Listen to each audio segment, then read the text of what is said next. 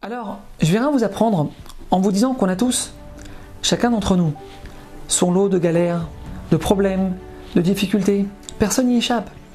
Alors il y en a qui vont galérer financièrement, aucune stabilité, sans arrêt à découvert, sans arrêt emprunter de l'argent. D'autres vont être éprouvés dans leur santé, Dieu préserve. D'autres qui vont galérer avec leurs enfants. Maintenant on doit savoir, mes amis, que nous, le peuple juif, le Ham Israël, on a une manière très spéciale d'appréhender les difficultés, les épreuves de la vie. Le verset dans Tehillim nous dit la chose suivante. Amchase Shamaim Be'avim, Dieu couvre le ciel de nuages. Amechin la'aretz matar, il prépare la pluie pour la terre. Le Nodab Yehuda, un des grands sages de notre peuple, il explique de cette manière le verset et il nous donne au passage un enseignement qui peut bouleverser notre vision des choses.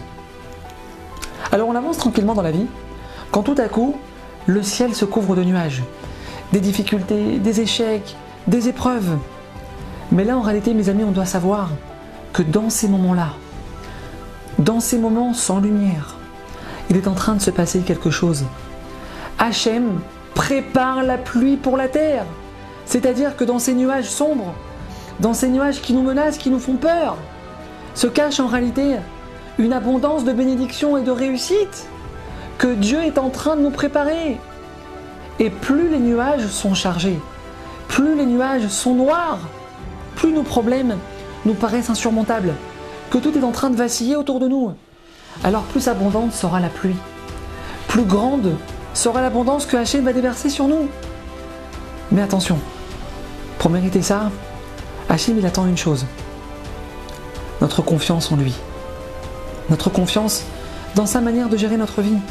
Et même si parfois on ne comprend pas, un juif qui a vraiment confiance en Dieu, il ne remet pas en question son Shabbat, sa tzniout, ses mitzvot, quand il est face à des problèmes, à des épreuves. Non.